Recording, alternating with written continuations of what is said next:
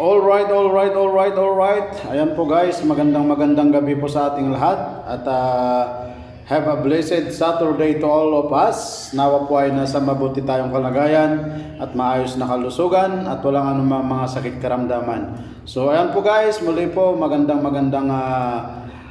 hapon, magandang gabi, magandang umaga at magandang tanghali po sa ating lahat saan man kayo naroroon guys. So ngayong gabi guys ay muli po tayong mag-vlog na kung saan ay magluluto po tayo ng very special na kalderitang baka. Ayan, hindi siya kalding pero tinawag na kalderita. Ayan. So ito pong lulutuin natin guys ay baka po ito. Bali tatawagin lang natin siyang kalderitang baka. Ayan. So ayan po guys, bago po ang lahat, siyempre unahin natin ang ating mga rekado dahil napalambot ko na po yung ating